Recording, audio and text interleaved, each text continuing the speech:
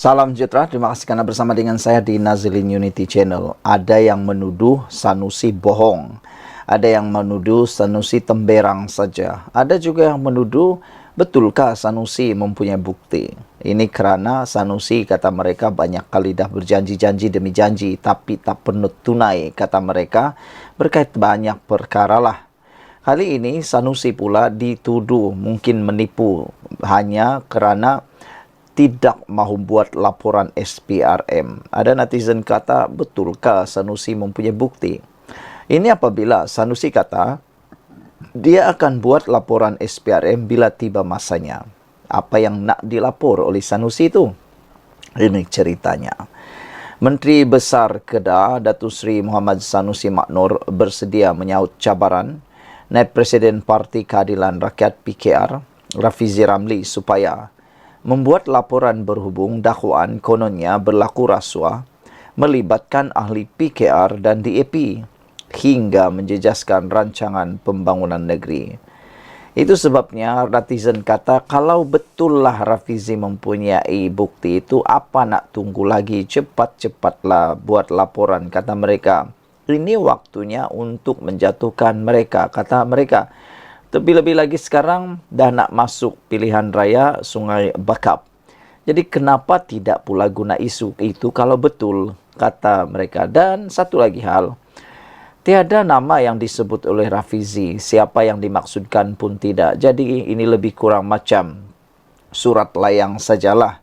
Boleh cakap gantung-gantung, jadi tiada orang yang boleh menyaman Sanusi, tiada orang yang boleh menyentuh Sanusi kerana tidak menyentuh sesiapa hal tersebut. Dengan kata lain, macam surat layang lah. Dengan kata yang lain, pengecutlah.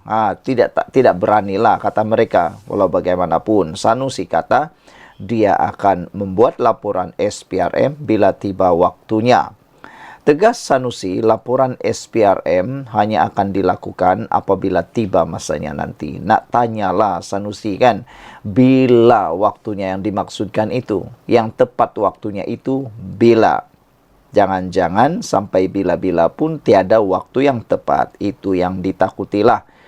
Sanusi berkata beliau tidak membuat laporan SPRM buat masa ini bagi membiarkan pihak terlibat berseronok terlebih dahulu. Inilah Sanusi kadang-kadang hanya bikin panas lah, membuat isu-isu kontroversi, membuat perkara-perkara yang meragukan.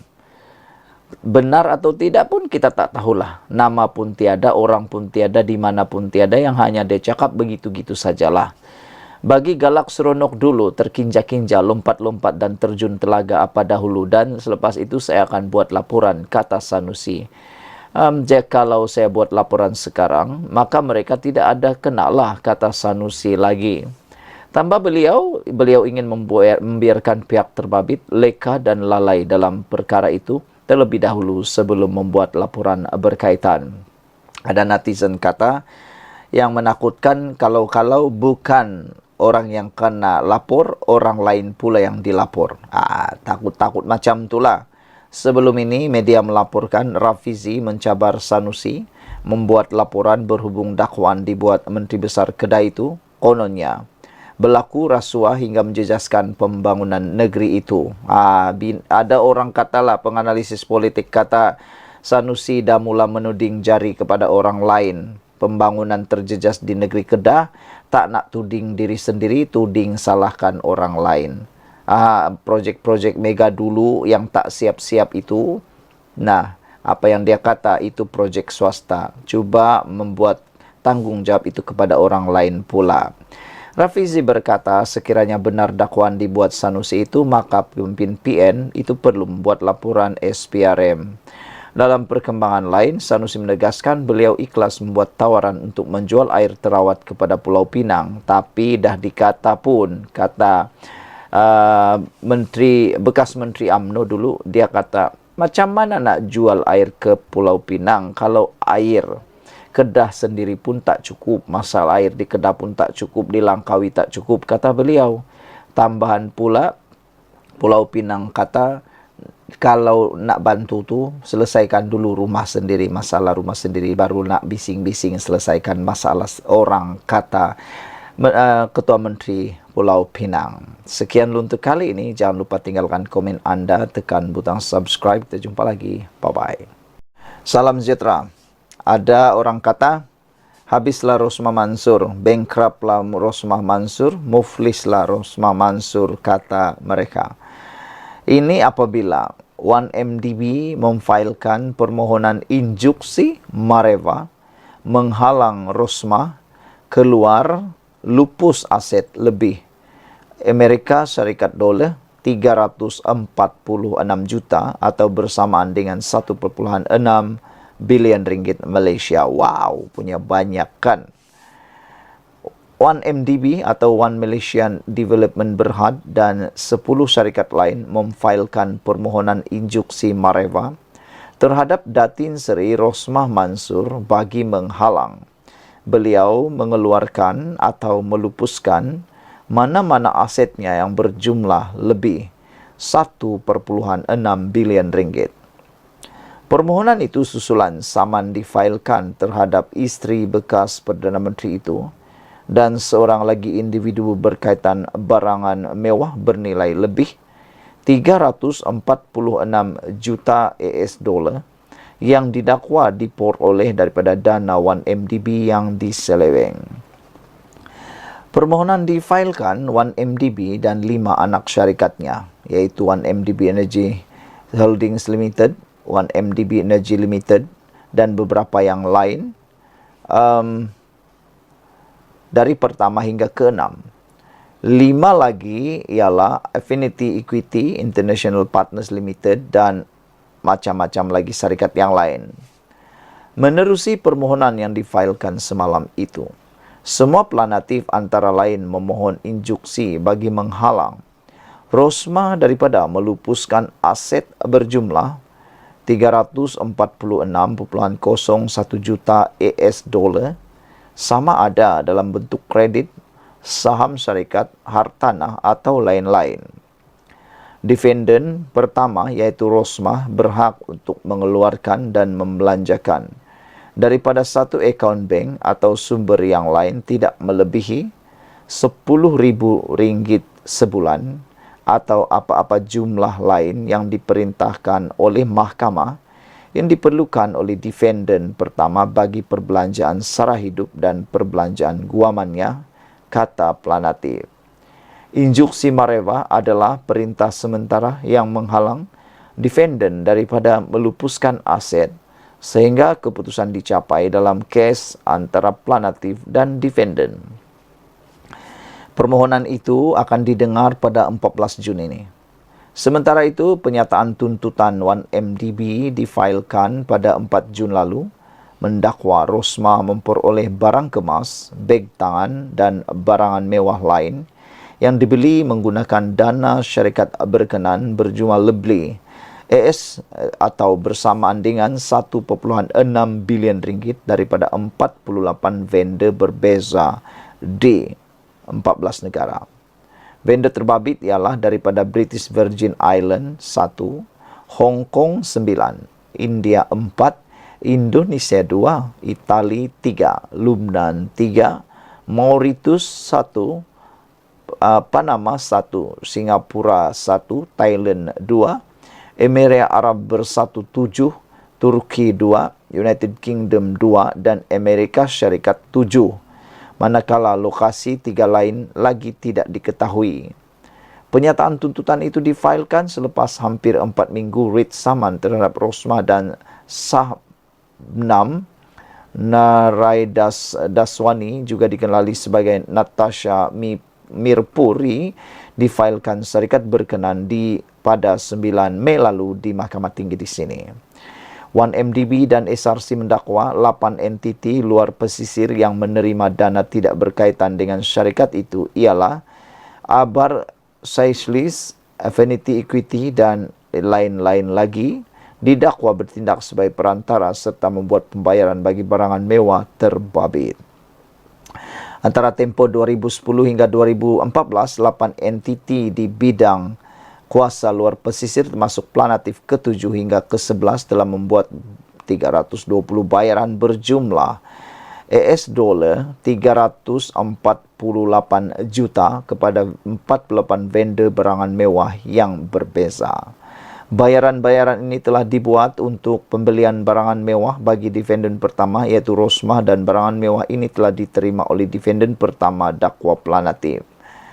Oleh itu, semua Planatif antara lain menuntut Rosmah membayar US 346 juta atau sejumlah amount yang ditaksir oleh mahkamah, selain memohon deklarasi bahawa Planatif pertama hingga ke-6 mempunyai hak terhadap barangan mewah yang kini didakwa berada dalam simpanan defendant pertama. Sekian untuk kali ini. Jangan lupa tinggalkan komen anda, tekan butang subscribe. Bye-bye. Salam sejahtera. Ini keputusan terkini berkaitan dengan 6 ahli parlimen bersatu yang mahu dipecat, mau digugurkan daripada Parti Bersatu, dan adakah mereka akan kehilangan kerusi mereka. Hari ini, 6 wakil rakyat bersatu mengesahkan telah menerima notis terhenti keahlian dan mereka kata mereka akur keputusan parti. 6 wakil rakyat daripada Bersatu mengesahkan telah pun menerima notis daripada parti itu berhubung keahlian mereka terhenti serta-merta.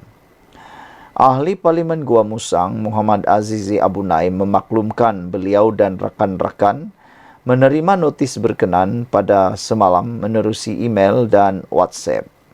Beliau turut berlapang dadah dan akur dengan keputusan parti.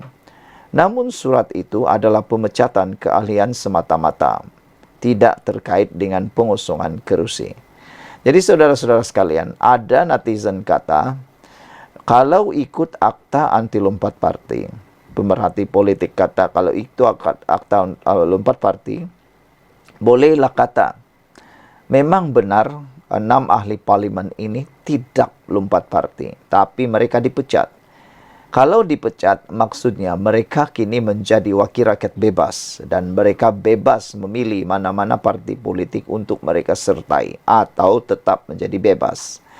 Dan ada netizen kata dan juga penganalisis politik kata mereka mahu mencadangkan supaya 6 ahli parlimen ini, ahli politik ini, apa kata kalau mereka bergabung membentuk satu gagasan ataupun satu parti baru, menjadi pula kingmaker, kata mereka, daripada susah-susah ikut parti yang lain, lebih baik mereka membentuk geng mereka sendiri. 6 tu kan ada banyak, sedangkan parti muda pun ada satu saja, parti warisan pun ada berapa saja kerusi parlimen, parti PDM di Sabah pun berapa saja pun boleh. Apakan pula ada 6, kata mereka. 6 tu cukup banyak dah, boleh membantu dan boleh menjadi mastermind ataupun kingmaker.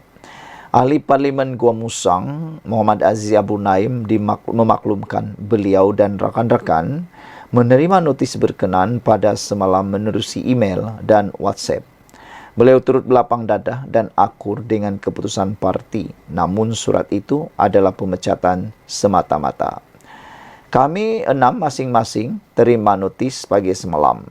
Saya sendiri terima notis dan email jam 11 pagi, katanya. Menerusi surat berkenan, alasan pemecatan kami adalah kerana tidak patuh kepada notis pertama yang diminta oleh pihak parti.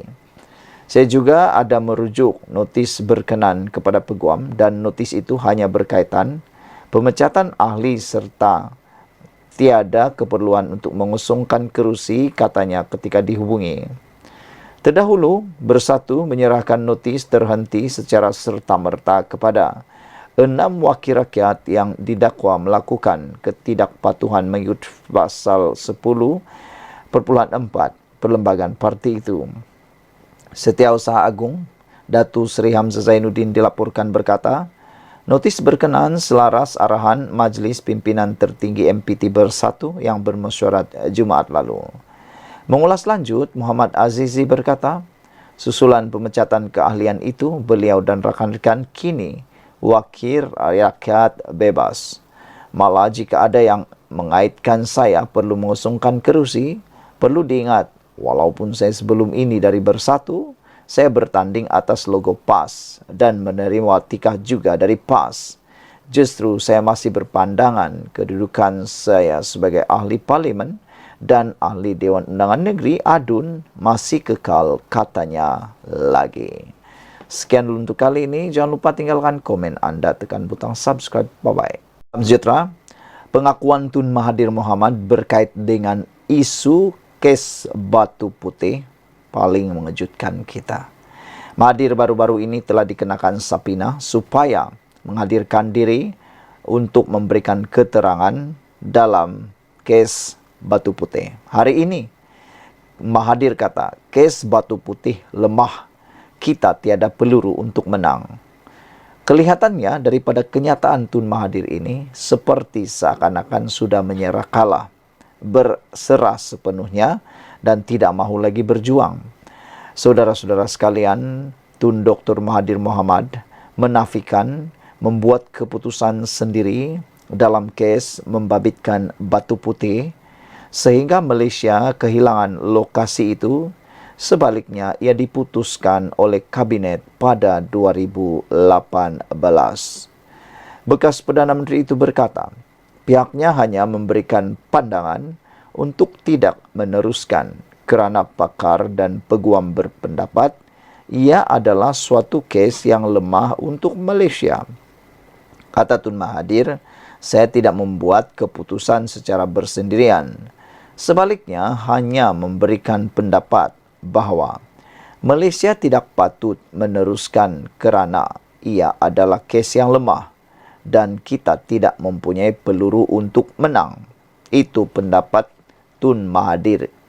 Walaupun sebagai Perdana Menteri, saya ada kuasa, tetapi saya memilih untuk tidak membuat keputusan. Sebaliknya, ia diputuskan Kabinet dan kita perlu menghantar keputusan kepada Mahkamah Keadilan Antarabangsa pada 8 Jun 2018, katanya pada sidang media hari ini. April lalu, Menteri di Jabatan Perdana Menteri Undang-Undang dan Reformasi Institusi, Datuk Seri Azalina Wan Said dilaporkan berkata, Perdana Menteri ketika itu, iaitu pada tahun 2018, yang membuat keputusan sembunyi-sembunyi adalah individu yang bertanggungjawab, menyebabkan Malaysia kehilangan Batu Putih dalam proses rayuan di Mahkamah Antarabangsa. Datuk Seri Ismail Sabri Yaakob pada tahun 2022 yang ketika itu menjawat jawatan Perdana Menteri mengakui kemungkinan terdapat kecuaian dan kekhilafan Dr. Mahathir sehingga Malaysia terlepas peluang untuk memfailkan permohonan semakan terhadap keputusan penghakiman ICJ pada tahun 2008. Pada 2008, ICJ memutuskan Batu Putih adalah milik Singapura. Pada masa sama, Dr. Mahathir berkata pihaknya menyifatkan tuduhan dibuat Azalina adalah karut kerana Kabinet ketika itu termasuk Datuk Seri Dr. Wan Azizah Wan Ismail ketika itu, Timbalan Perdana Menteri serta beberapa menteri yang masih berkhidmat kini tidak menentang idea terbabit. Mengenai kenyataan Tan Sri Mohamed Apandi Ali bahawa beliau tidak dirujuk oleh Dr. Mahathir ketika menarik balik permohonan membatalkan keputusan ICJ itu, beliau bagaimanapun berkata ia adalah kerana bekas peguam negara itu tidak boleh dipercayai dan tidak melakukan kerja dengan betul. Ketika ditanya sama ada beliau akan memfailkan tindakan undang-undang terhadap Azalina, Ismail Sabri dan Mohamed Apandi, Dr. Mahathir bagaimanapun berkata, beliau akan memikirkan terlebih dahulu mengenai perkara itu.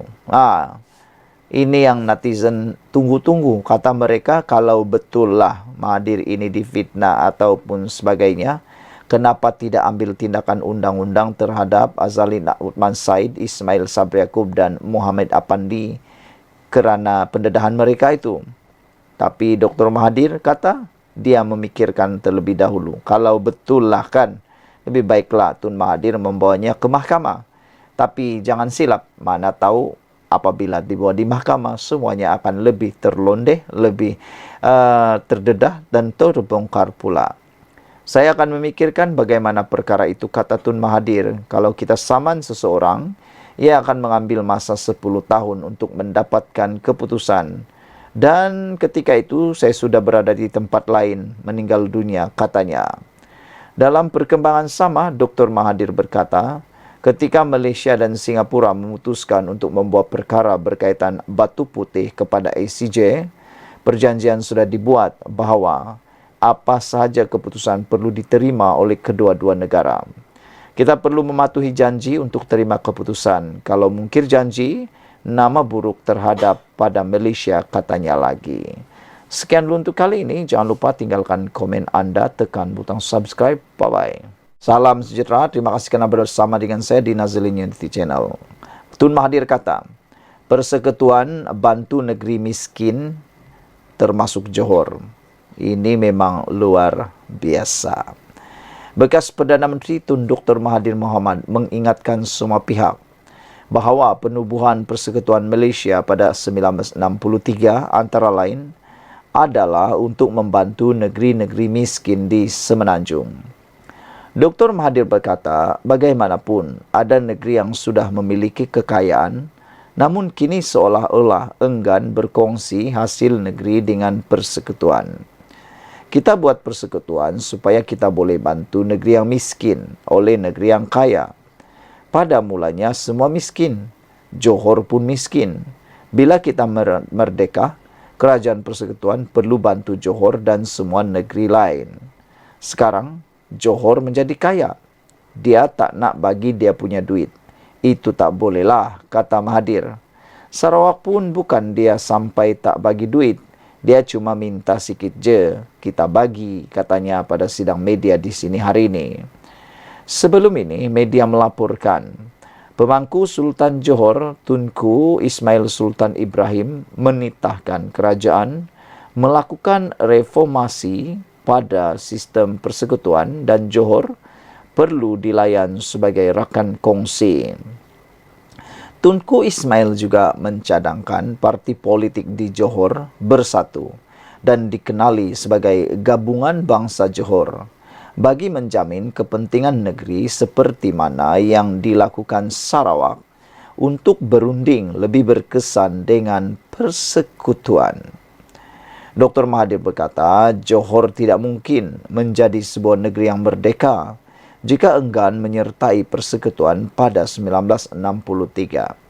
Kata Mahathir, Johor adalah negeri pertama yang menghantar dan menandatangani perjanjian McMichael kepada British. Tanpa negeri lain, Johor akan jadi koloni. British bukan jadi negeri merdeka. Dia koloni Britain, kata Mahathir lagi. Tentunya pengakuan dan juga jawapan Mahathir ini akan menjadi satu polemik yang sangat besar. Belum tahu lagi apa reaksi daripada TMJ, Tunku Mahkota Johor, iaitu Tunku Ismail, apabila Mahathir jawab seperti ini. Mungkin baginda mempunyai pendapat yang sendiri. Dan lebih menarik ialah idea ataupun cadangan daripada Tunku pemangku Sultan Johor, Tunku Ismail Sultan Ibrahim, yang menitahkan kerajaan melakukan reformasi dan cadangan baginda supaya parti politik di Johor bersatu dan dikenali sebagai Gabungan Bangsa Johor bagi menjamin kepentingan negeri seperti mana yang dilakukan Sarawak untuk berunding lebih berkesan dengan persekutuan. Di Sabah dan di Sarawak sudah ada gabungan parti yang mewakili parti-parti tempatan. Kalau di Sarawak ada Gabungan Rakyat Sarawak. Di Sabah pula ada Gabungan Parti Sabah, GPS dan GRS. Gabungan Rakyat Sabah dan juga Gabungan Parti di Sarawak ini semua dilihat mempunyai lebih kekuasa, lebih pengaruh untuk mendapatkan layanan seperti yang dikatakan oleh Sultan Ibrahim, dikatakan oleh Tunku Ismail bahawa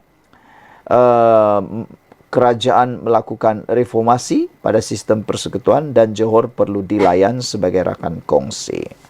Ini satu isu yang paling panas. Kita tunggu apa pula reaksi TMJ selepas ini. Kita jumpa lagi. Bye-bye. Salam sejahtera. Ini paling panas hari ini. SPRM merampas duit berjumlah 4,4 juta. Wow. Jika dipikir-fikirkan ini, saya dapat memberikan satu imajinasi, dapat membayangkan.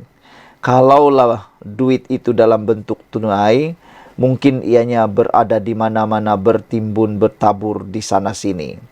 Kalau Anda masih ingat lagi, dulu ada kes yang pernah berlaku. Apabila diserbu SPRM, dikatakan uang itu ada di mana-mana.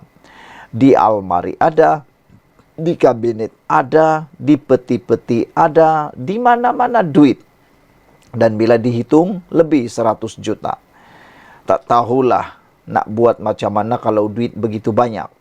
Berapa hari dikira hari itu pun saya tak ingat. Anda mungkin boleh cari maklumat tersebut. Tapi yang menariknya hari ini, 11 orang pegawai kastam telah ditahan. Berpunca daripada sindiket seludup, yang mana SPRM turut merampas duit sebanyak 4,4 juta.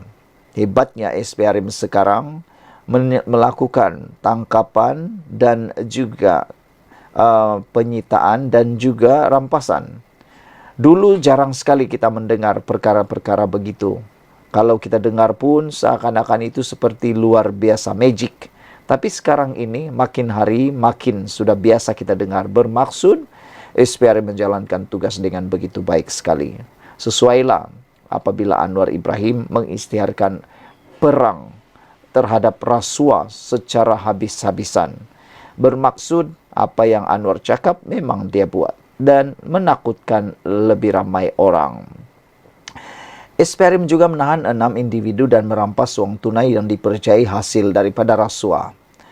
Suruhanjaya Pencegahan Rasuah Malaysia SPRM menahan 17 individu termasuk 11 pegawai kastam bagi membantu siasatan kes penyeludupan barangan import dan elak cukai di Pelabuhan Klang membabitkan ketirisan berjumlah RM 3,5 bilion sejak 10 tahun lalu.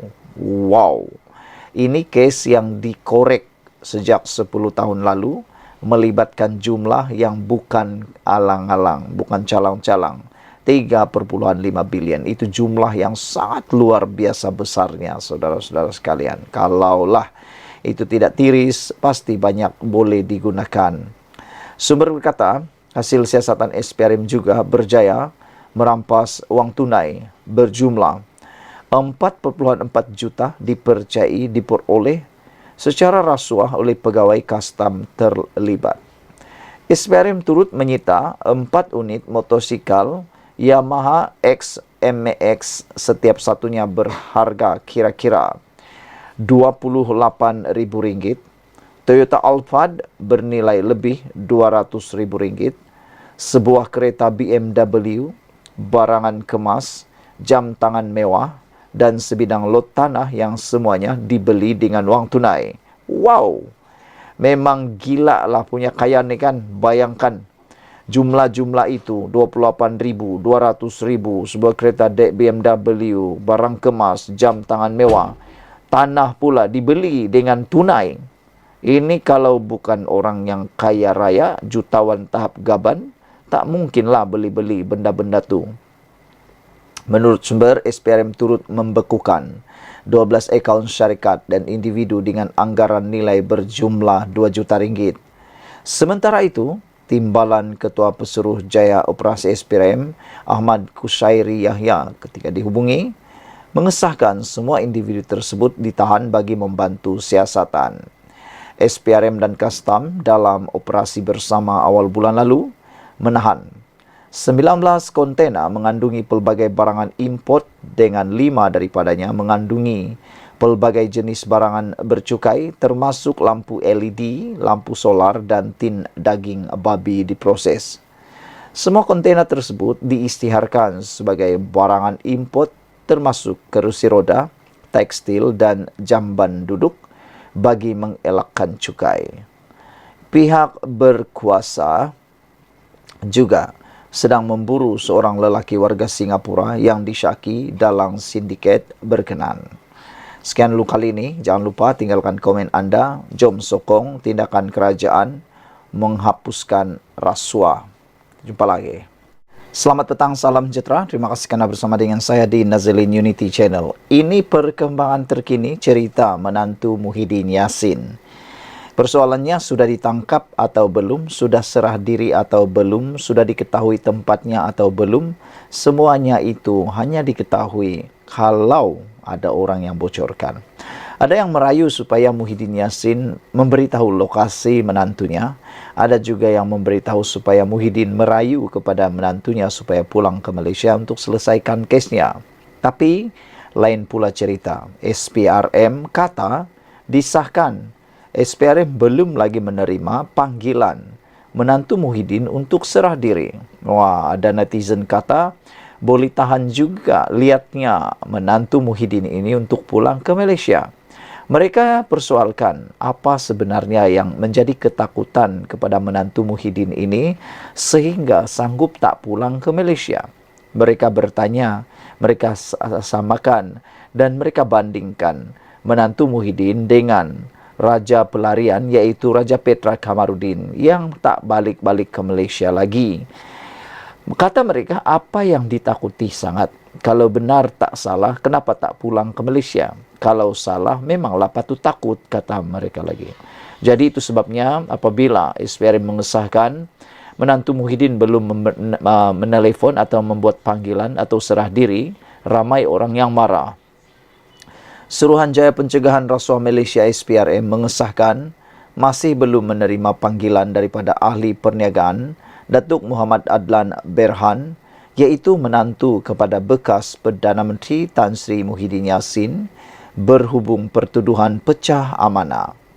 Ketua Pesuruhjaya SPRM Tan Sri Azam Baki berkata, pihaknya masih meneruskan usaha mengesan keberadaan Muhammad Adlan selain meminta individu tersebut untuk menyerah diri dan menghadapi pertuduhan yang dikenakan. Tindakan lanjut setakat ini, kita masih teruskan usaha dengan polis antarabangsa atau Interpol dan pihak berkuasa lain bagi mengesan beliau, kata Azam Baki. Azam berkata demikian ketika ditemui media selepas majlis pelancaran buku The Sin of Corruption, A Religious Perspective oleh Transparency International Malaysia TI Malaysia di Pusat Konvensyen Antarabangsa Putrajaya PICC pada Khamis. Sinar Harian pada Februari melaporkan bahawa Azam mengesahkan siasatan ke atas Muhammad Adlan sudah lengkap, namun keberadaan individu berkenan belum dikenal pasti, memandangkan beliau tidak pulang ke tanah air selepas keluar dari Malaysia pada Mei tahun lalu. Jelasnya, Muhammad Adlan perlu kembali ke tanah air bagi menghadapi pertuduhan oleh SPRM membabitkan kes pecah amanah jenayah CBT. Pada Oktober tahun lalu, Pengarah Jabatan Siasatan Jenayah JSJ Bukit Aman, Datuk Seri Muhammad Suhaili Muhammad Zain memberitahu telah menyerahkan dokumen kepada Interpol untuk permohonan notis merah terhadap Muhammad Adlan dan peguamnya Mansur Saad. Beberapa dokumen termasuk draft pertuduhan kes membabitkan 2 individu terlibat diserahkan kepada PDRM bagi melengkapkan permohonan notis merah. Tindakan memanggil Muhammad Adlan dilakukan oleh SPRM membabitkan kes penyelewengan projek pendaftaran, pengambilan dan penyimpanan biometrik pekerja asing bagi sebuah kementerian. Sekian dulu untuk kali ini. Jangan lupa tinggalkan komen anda, tekan butang subscribe. Kita jumpa lagi. Bye-bye.